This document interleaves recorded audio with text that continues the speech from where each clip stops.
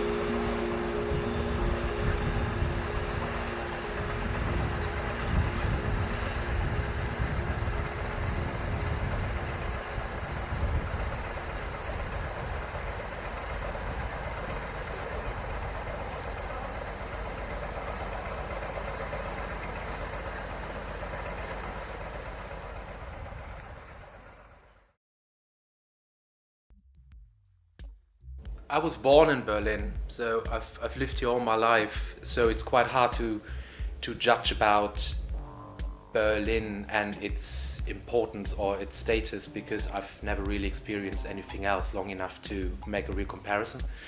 But for what I do and for what I like, I think Berlin is the perfect place. It's a very open city. It's a very liberal city. It attracts a lot of people who are creative in all kinds of ways, and just the situation everybody is facing here in town makes it possible for them to really do what they like. They don't have to worry so much about things like rent, and they don't have to worry that much about money basically, because Berlin, compared to the rest of the country and to other countries, it's still relatively cheap to make a living here from being creative, whatever it is you do, whether you do music or are a writer or Well, it's my hometown, even though I didn't really grew up here. I'm living here now since 25 years, and I feel very, very comfortable here. And my development as a musician has really started to get a clear direction when I was living in Berlin, so I figure it has a very good influence on me.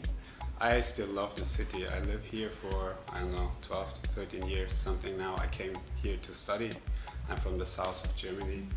And every 3 years or so I get nervous and think, okay, maybe I should go somewhere else, and everything is, everything. And but then maybe I have a break or I be somewhere abroad, and when I come back it's changed so much in a very short time. Sometimes you're away for 2 weeks and you come back and there's new stuff and there's new buildings, and so Berlin is constantly evolving and changing and never stays the same. So that's also why I'm not very sad like other people when a part of the club scene or a certain club or something dies or it has to be removed because they build another building and the club is just closed or something. I'm not really crying about it because I think that's the seed for something new. Then the scene has to move somewhere else. They start something new. Young people come in. So the whole thing keeps in movement, and that's the same goes for the city, because they always build new stuff in different areas, and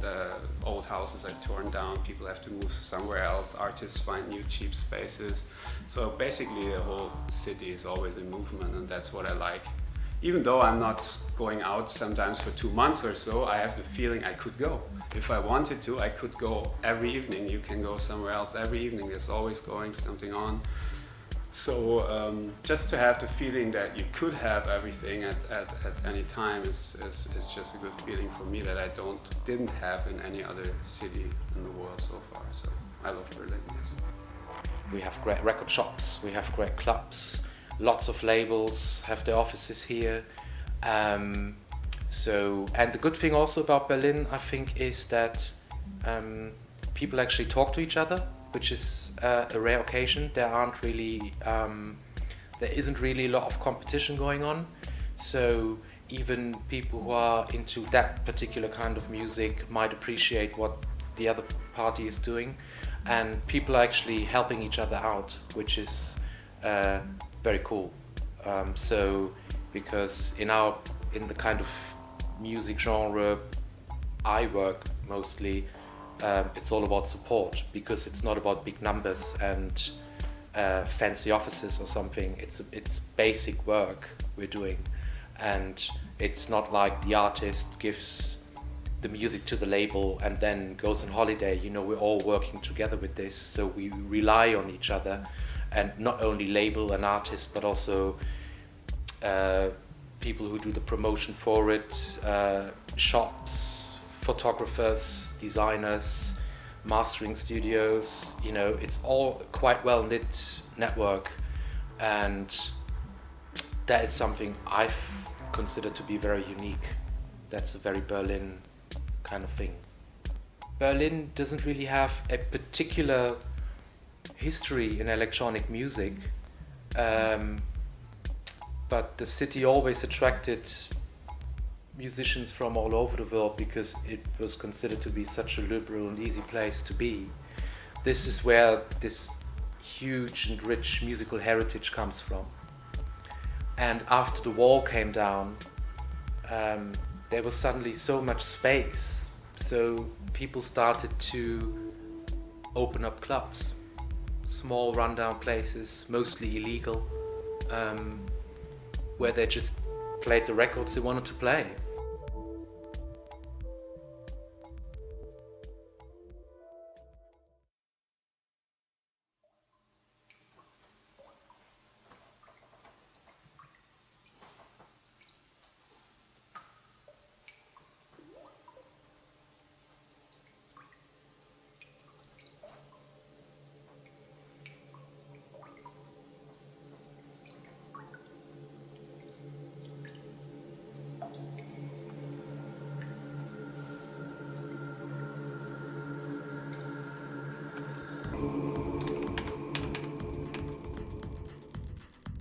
If you look into the history of electronic music, you find amazing stuff.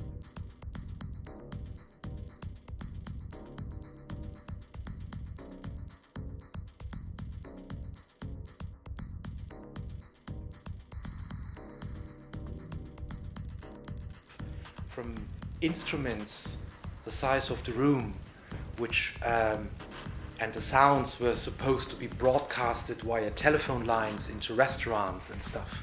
Electronic music became serious when Robert Moog did the Minimoog, the first real, reliable, portable synthesizer, because that is when an electronic instrument became affordable and also so usable that you actually could do a lot of stuff with it, different kind of stuff. I mean, that's a rare occasion anyway, that an instrument is triggering a whole movement. You know, you might say that the electric guitar had some influence on the rock and roll, but I mean, there were guitars before. You know, the synthesizer was from the ground up, was like a new development, a new device, and that really changed music forever. The oscillator is way older than the synthesizer, so it had to do with portability and with affordability to make sure that the synthesizer could really be used by all kinds of musicians, used for all different kinds of purposes. And then it just went from obscure academic stuff to switched on Bach to use in a big band. And the more defined the technology became, the more defined the musical genres became.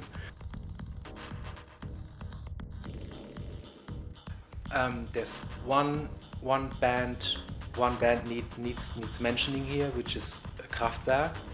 Not because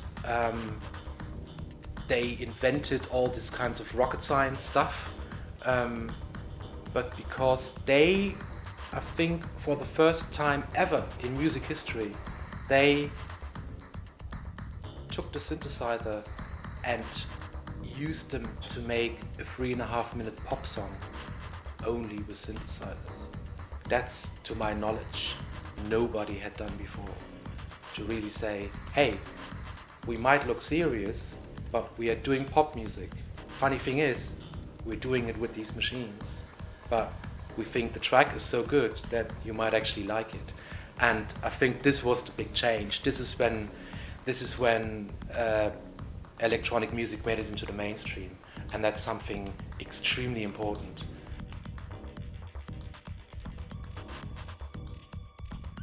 Actually, I don't think there is a difference between electronic music and other or acoustic music you can really pin down, because a synthesizer is just a piece of plastic and a guitar is just a piece of wood. It depends on what you do with it, and I don't really believe in the myth of oh yeah, electronic music, that's repetitive, that's for the dance floor, that's the stuff people take drugs to, that's complete bullshit, I mean, acoustic music can be repetitive, it can be aggressive, it can be drony, it can be lovely, so anything can be anything, really. It's more a matter of aesthetics, whether you're drawn to a certain sound. I think maybe the technical possibilities of electronic music, or of the means of production for electronic music, make it more interesting and more future thinking.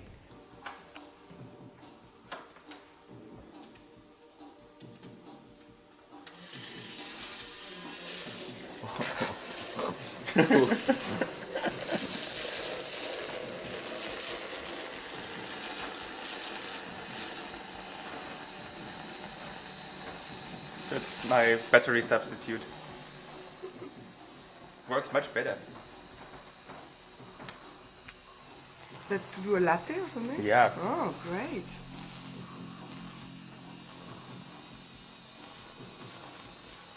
That's tricky.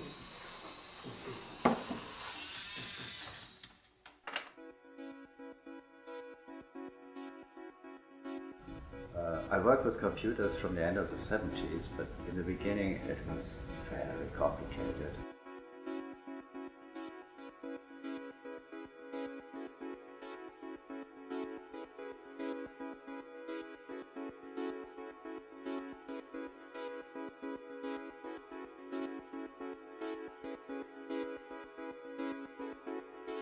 It was really no fun it was possible to work with it, but you always had to stop and to reprogram and then to start again. Today it's a process where you can really play with it, that is very fluent, and that you can stay with your idea, with your feeling, with your sound in your ears, and you switch from this to that, so you can do experiment, you can do a lot better experimental things. In the beginning it was only if you had a very strict composition, you type it in and it worked okay, it was possible, so it was just to understand that a computer can make this, but it was not really making music with it. So. Well, at the very beginning, Monolake was like just experimenting.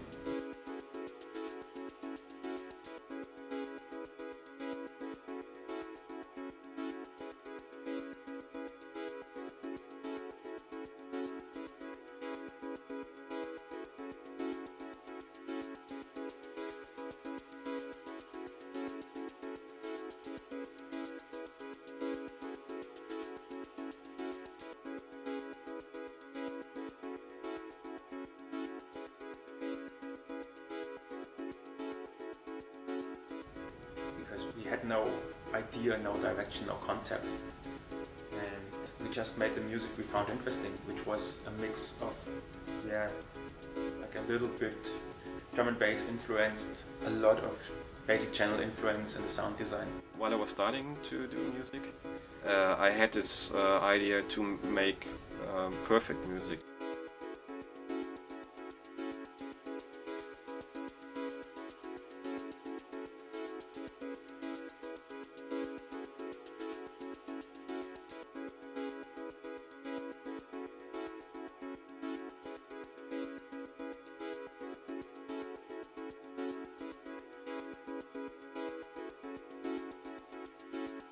I really liked this idea, like music like from Burt Bacharach or Beach Boys, with music which does have this perfect arrangement, which is very mathematical in a way.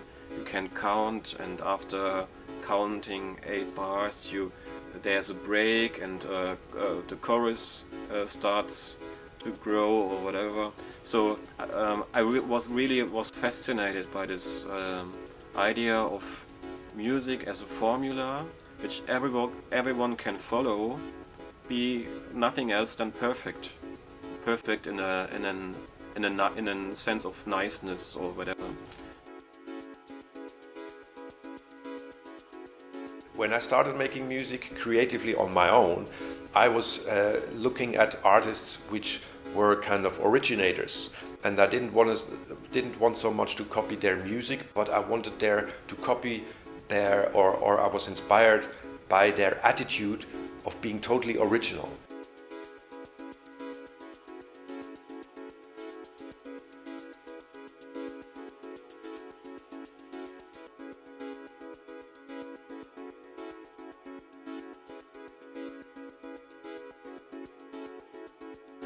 And one example would be like three diverse examples. One would be Captain Beefheart from America, which is a very extreme blues musician from the 60s.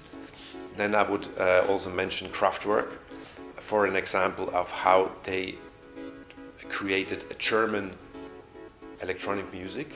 And then I would have to mention Brian Eno as well, of creating a very personal, a very unique new style in terms of ambient and in terms of his angle of how to use electronics, in the sense that he had this theory of people not having to be proper trained musicians, but they should be able to just work from their ideas.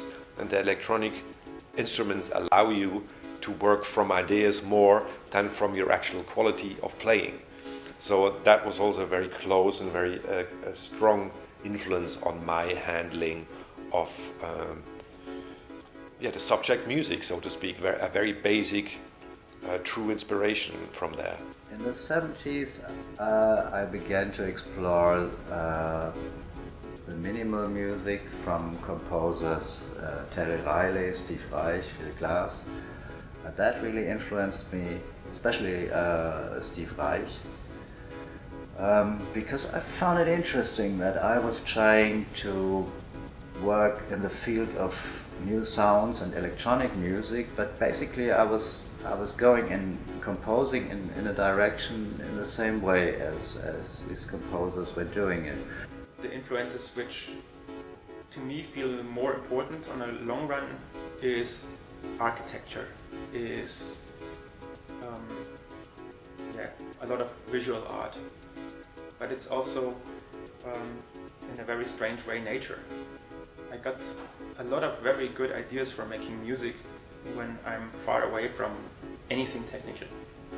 Then I go home, back to my technology, and I try to translate a little bit of what I found in nature into a very technological process. This contradiction is interesting, making something alive out of all these machines. Well, I would say reggae and dub especially was really, really important for me.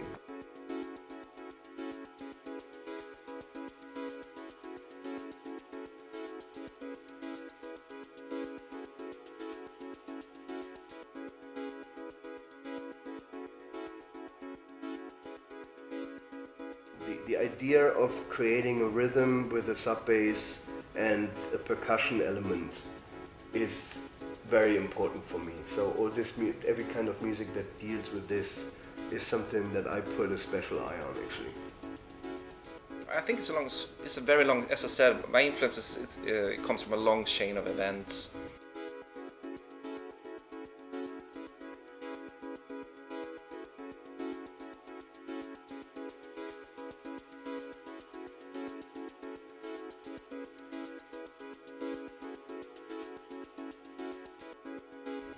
Not necessarily musicians. My mom and dad had a great taste in music. They played Kraftwerk at home when I was 7, 8, 9 years old. Brian Eno, Beach Boys, Jimi Hendrix. I heard a lot of good music when I was young. I didn't even know it was good at the time. So, but I discovered dub music when I was in the early teenagers, like the Jamaican dub music in the 70s, and that really had a big influence on me because the first thing I bought musically was a Space Echo, a Roland Space Echo, tape echo, and it's the same.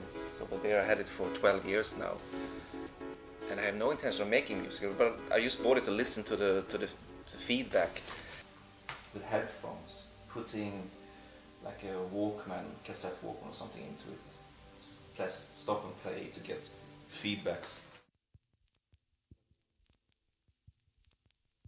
My main focus is not melody, and that I'm not at all interested in classical song structures. Ideally, my music is a state, something which makes the listener feel that the music existed long before the listener actually came to that place, and that the music doesn't stop when the piece is finished. So that's why I also like installations. I like this idea that you come into a place and there is something already, and you decide how long you want to expose yourself, and then you go. Create a very bass-orientated, sub-bass, minimal sub-bass orientated, warm, deep structure in music. That is the key idea. I was never really interested in composing a song, for example, or I was never really into having an A, B, C part and then do twice the B part and then have an intro and an outro, and you have a track that goes like this for 7 minutes and then it stops.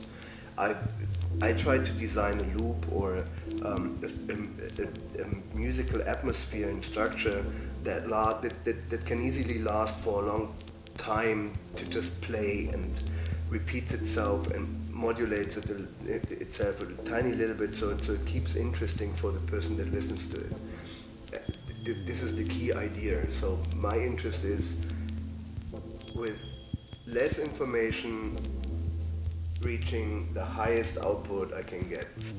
I always try to make it in one thing, that I don't work note by note, but that I have a concept for the whole thing, for one piece of music.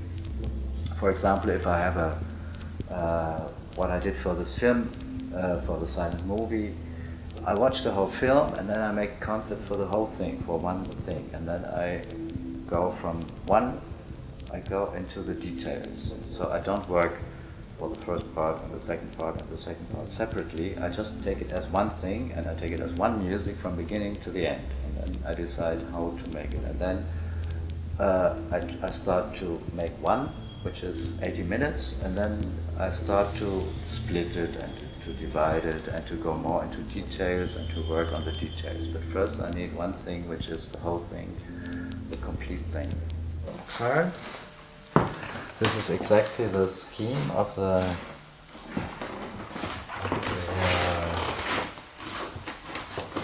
6 rows of the 16 steps. Mm-hmm.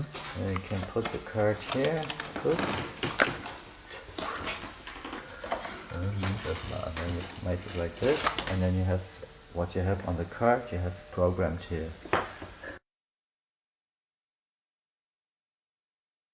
The reason why the upcoming Monolake album took 4 years was that for almost 2 years I made music which I would never ever release.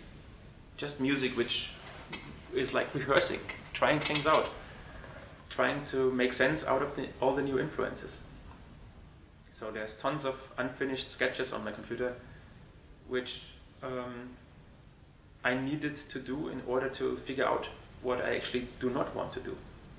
So trying things out, getting to a point where I felt, nah, that's not exactly where I want to be, leave it. Try something else again. Listen to it 4 weeks later, deciding interesting elements, but something is really missing, skip it. And this went on for 2 years, or maybe even longer.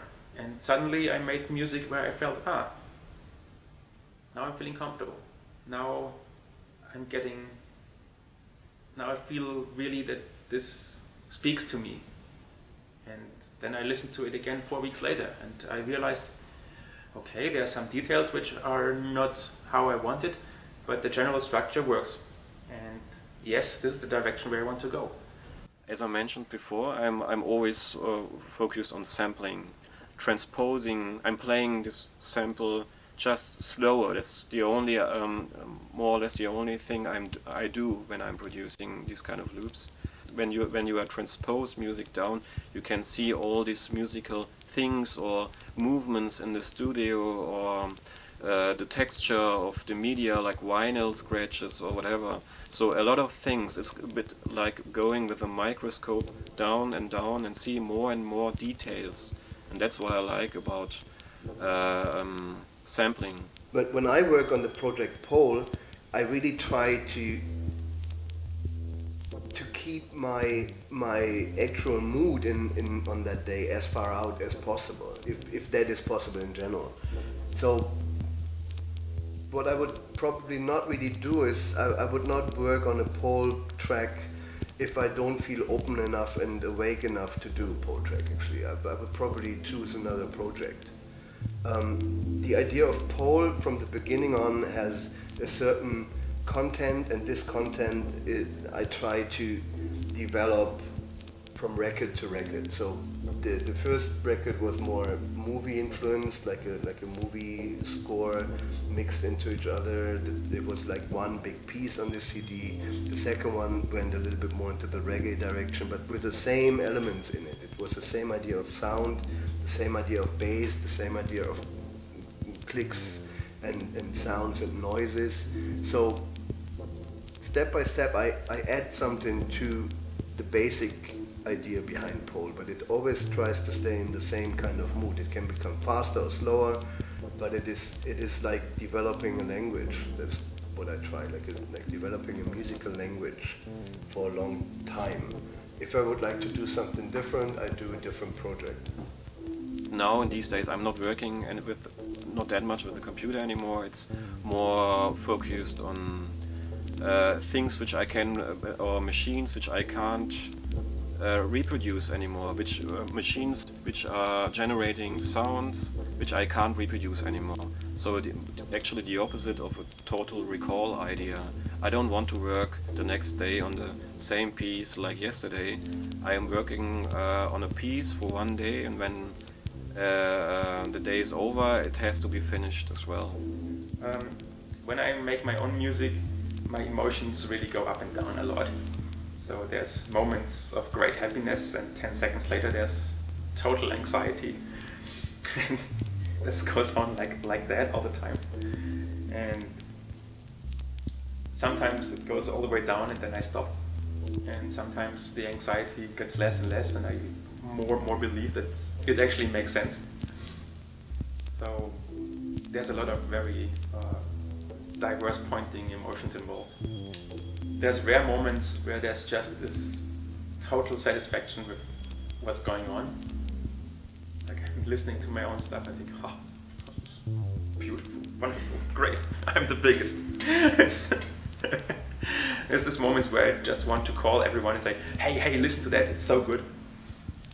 The problem is only that very often if I have that emotion and I listen to it again next day, and I think it was actually not that great.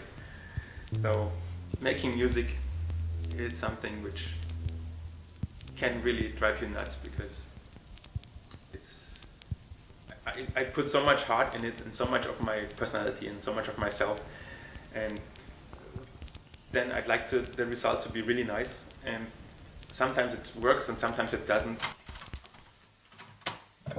every musician knows this computer. I think everyone that started out making music at some point, I mean, from my generation and so forth, used an Atari. Everyone has there's nothing special about it at all.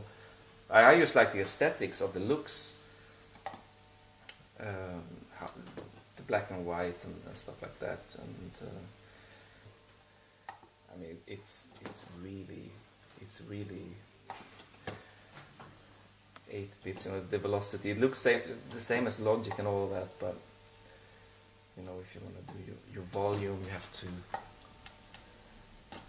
You know, you have it in 16 here. You have to go to 64. I mean, to get a higher resolution of volume changes, for example. But I mean,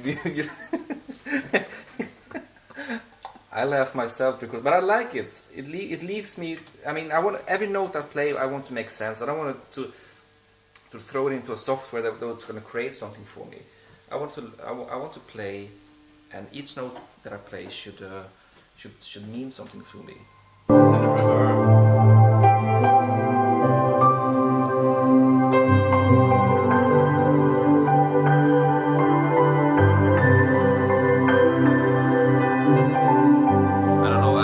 You find a melody and then you get some like a bass sound maybe, and you put some drums on,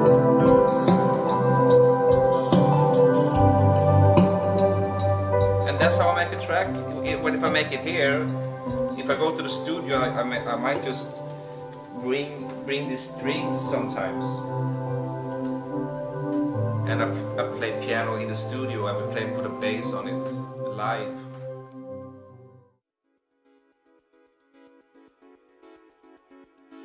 I have maybe a kind of music in mind, or I listen to something while I start working on the visuals, but also in the case of this physical visual stuff like the Atom performance, most of the time you're working on electronics parts, you work on the motors, you work on the winches, you work on the control system, you work on the software, you don't think about the music at all. It's like creating an instrument. When you create the instrument, okay, you might be interested in how this might be played in the end, but for example, when I first joined together with Robert and we started rehearsing on this, and he was starting to play the light patterns on the installation through his music piece, all of a sudden the whole thing opened up to a whole another dimension that I would have never imagined before.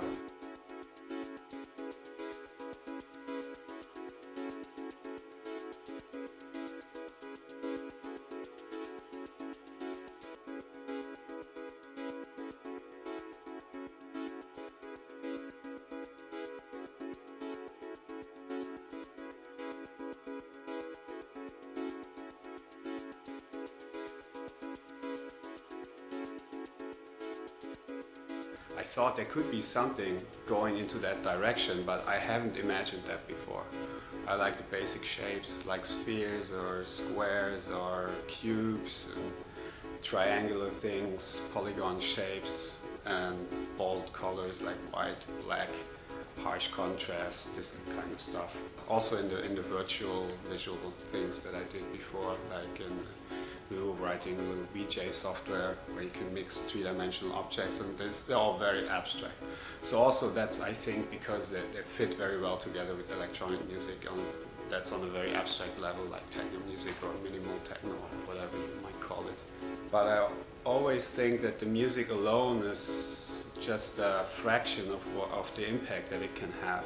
For example, what I always didn't like was when laptop performances came up and the performers crouching behind his laptop and the music is like just exploding and everybody wants to dance, but the guy creating the music looks so boring. And okay, they try to enhance it with huge background visuals and they have a VJ accompanying them, but I think the real impact of music and visual is when they match together, when they're kind of evenly balanced. So the visual doesn't work without the music and the music not without the visual, but if you put both together you get a much bigger picture.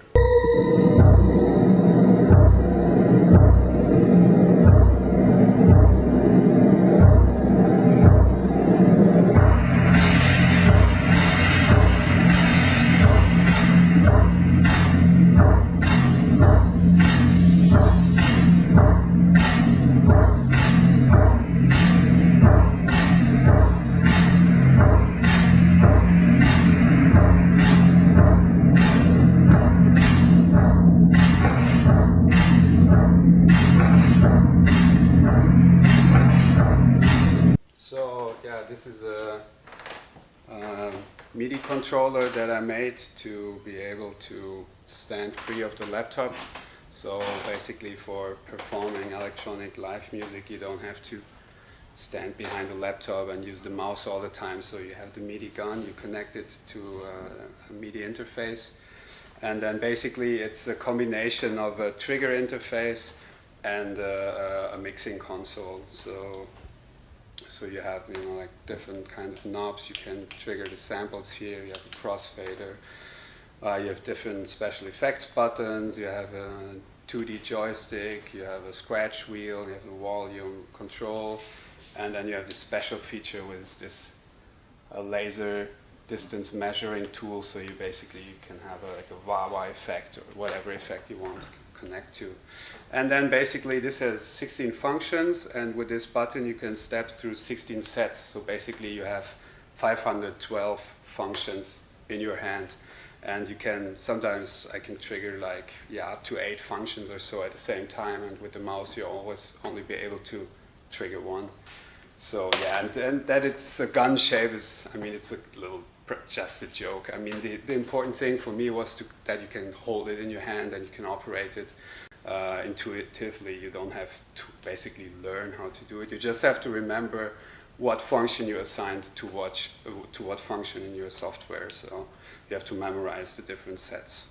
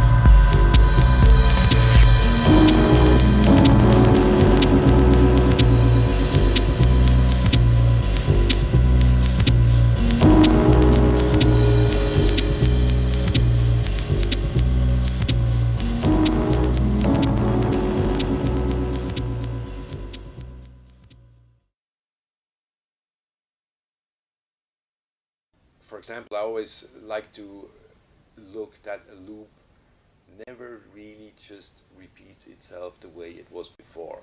I always try to put in some happy accidents, so it will always change, sometimes in a way you don't even always know what's going to happen next.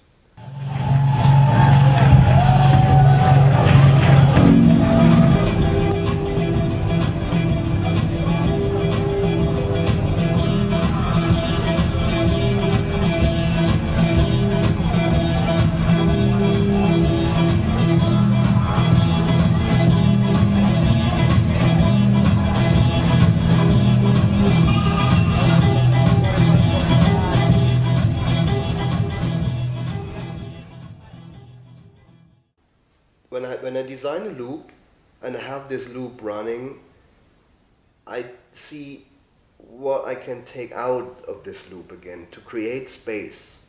In my songs or in my tracks, it is very important that every little element has space to breathe. So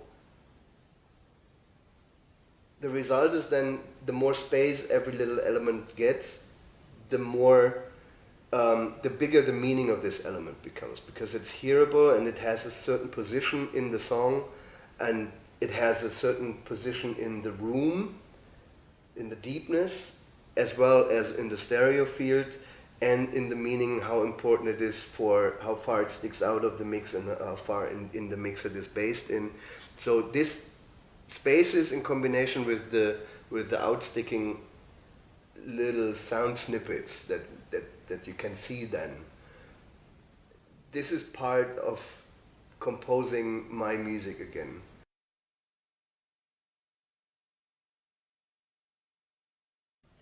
Well, when I first came across minimal, then it was classical minimal music like Steve Reich, Philip Glass and people like that, and I was tremendously impressed because the way how in classical minimal music structure evolves out of little elements getting more complex, getting more complex, getting more complex over time.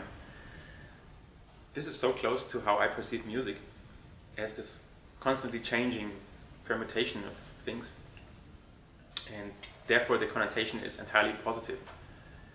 Then there came minimal techno, and minimal techno became, at least in my perception, a more and more formalized genre with less and less degrees of freedom.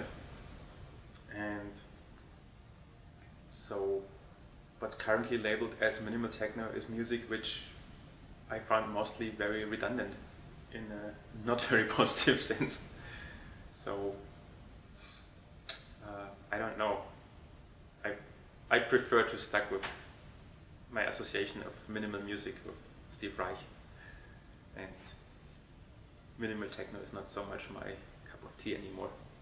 Minimal music for me is music that uses as many parts as necessary to formulate the idea behind the musical piece, and it leaves everything out which would destroy this clearness and simplicity again, with overloading the things. Minimal has to do with a certain very mathematical idea of how to structure a song and what kind of notes are played in what second, and how often can I repeat these notes, and at what point this music piece is over, and at what point does this music piece need more information. So it is a very composed way of reducing information. It's reduced information. Yeah, the minimal techno, I'm basically, it always sounds a little bit negative to me because it's always bleak and long. It's very, I call it art techno, and it's, yeah, that's what it's, also the feeling is to me. It's a little bit arty.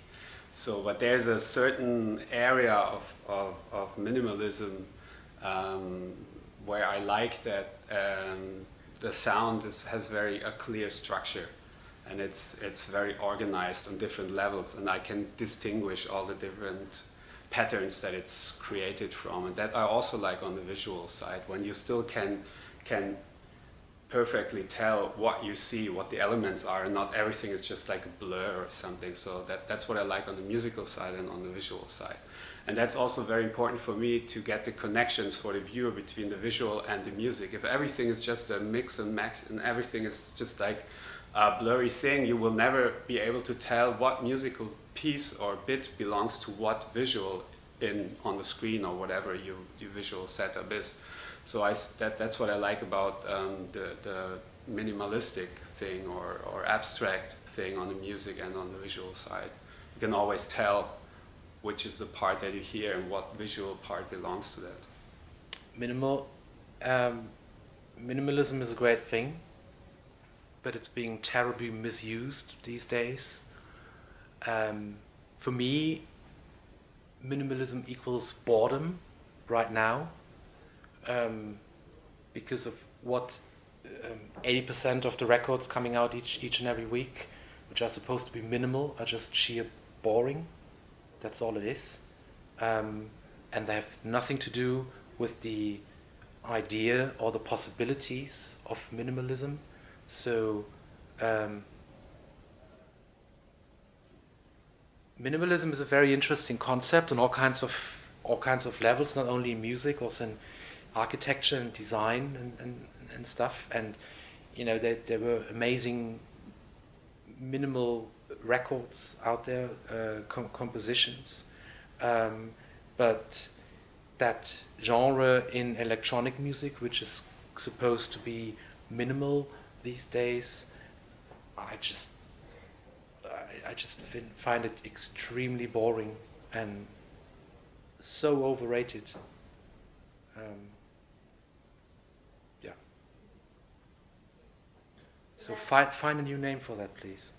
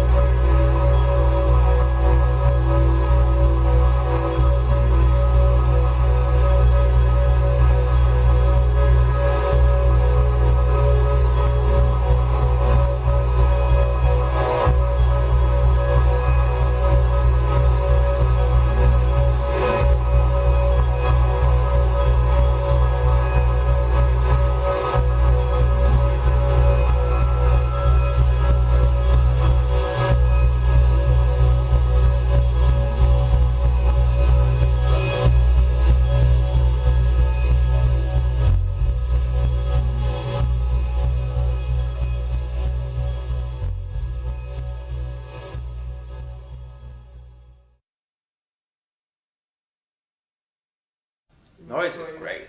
Noise, what I learned through my teaching was that actually the German language is incredibly rich when it comes to description of noise, because in Germany in the German language we have the word Klang, which means sound, like in the term of guter Klang, something which sounds good, schlechter Klang, something which sounds schlecht, something which sounds bad or not so good. Then we have the term Geräusch, which means a sound which is more noisy. A Klang could be a musical sound too, like a piano note you could describe as a Klang. A noise is more like, that would be a noise, or it's a noise. But it could also be a Klang. Then there's Geräusch. Noise as Geräusch is a non-musical sound, and there's the word Rauschen in it, which means noise in terms of technical noise, like shh, like the noise of an ocean. Noise to me has been it's really important to me, and has been. For me, it's a sort of freedom and randomness. I feel really relaxed with noise. There's so much going on in noise. I use a lot of noise in backgrounds for my music. Actually, in the studio, when I record, I usually first start with a noise environment that I create of all sorts of T-boilers, dictaphones, tape loops, anything, vinyls. And I find a rhythm in that. I find some sort of, I find a movement in there, and I start to play on top of that, building layers that works for me somehow. So, but in the beginning, I relied a lot on noise. Now I've toned the noise down more and more, and I start to play now differently by hand, because I'm getting more. I think that I'm getting more closer to something now by playing in harmonies and trying out stuff. So it's a new page, so to speak, in my studies, my private studies. So noise for me, I really enjoy it. It's sort of free randomness that I enjoy. I think noise is one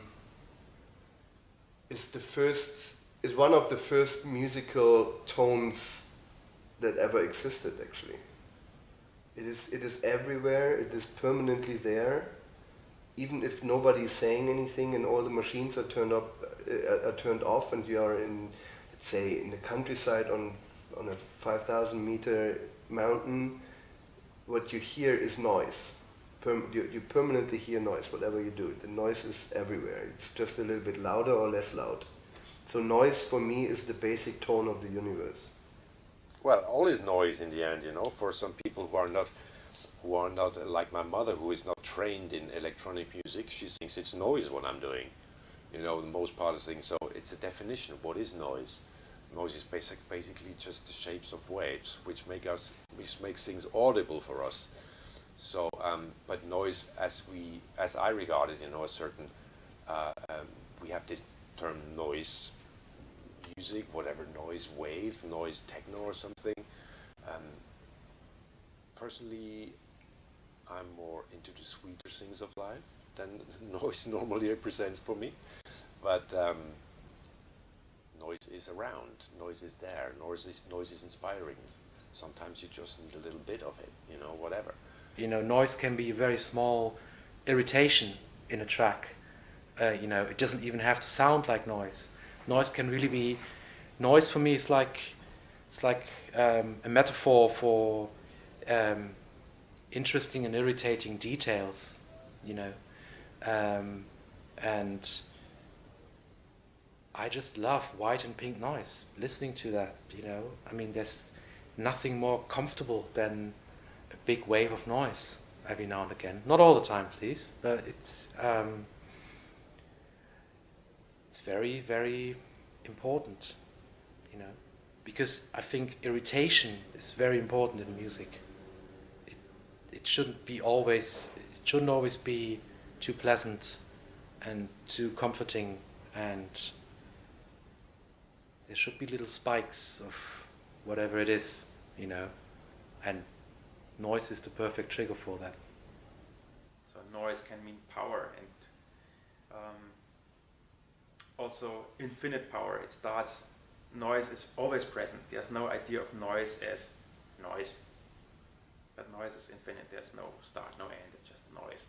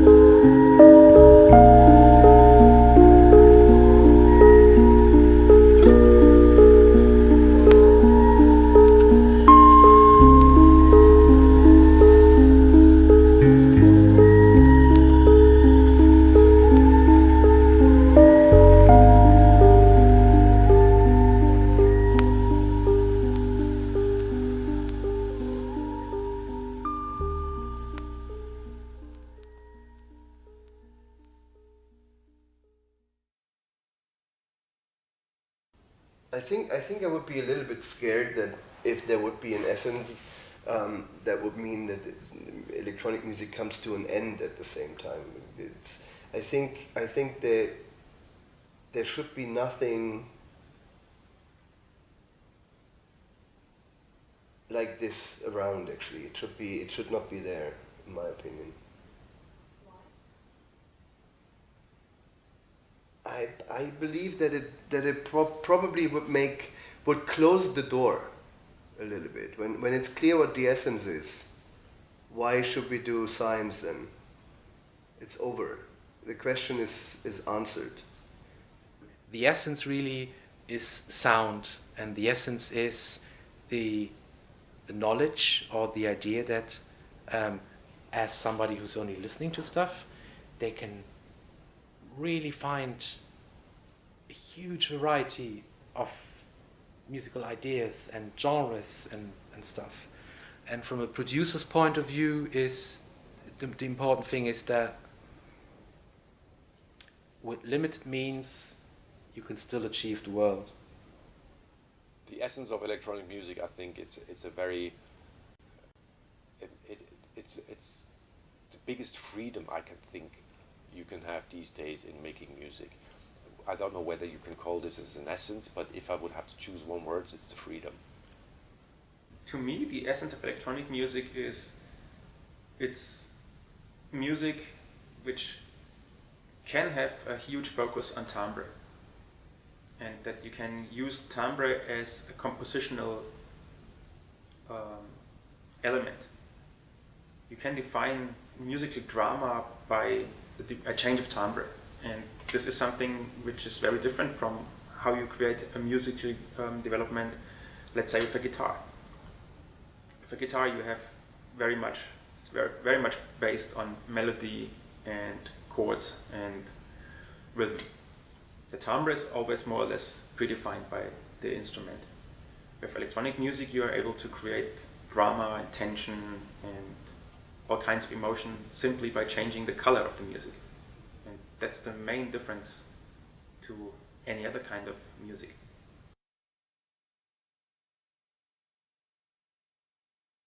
And nowadays it's all a bit, you buy a computer, you buy your software, and you get started. You have like 1 terabyte of presets to work with, and everybody just sounds a little bit the same these days, or most of them, which is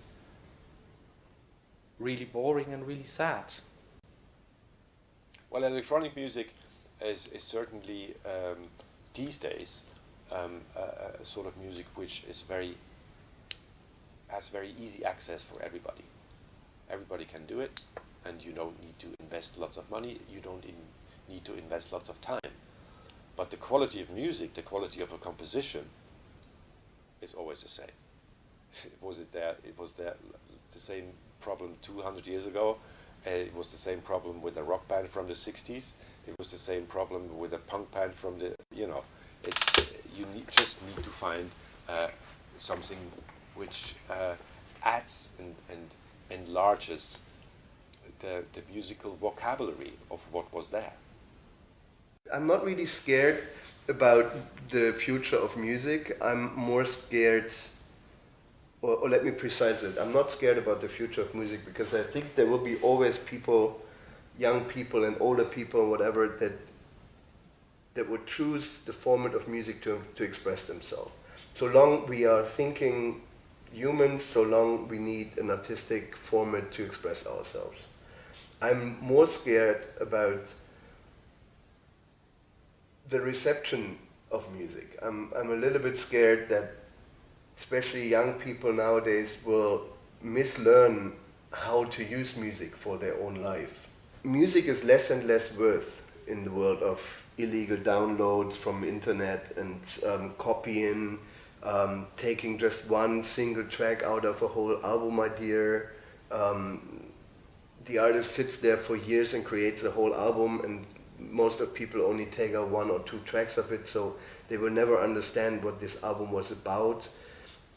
So what I want to say is really, I'm scared that people are not listening to music in the proper way anymore, and that they are probably losing contact to this art form. And that scares me a little bit. I think we're pretty much set for technological development for the next 20 years. So nobody will develop a new kind of oscillator which will change the music we're used to completely round or anything.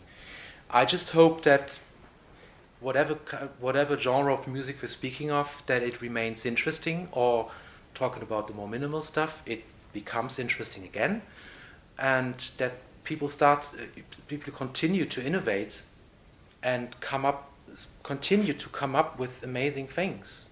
What's really important is that people go through the world really open-minded and are not afraid to collaborate or even talk to people who come from a very different background.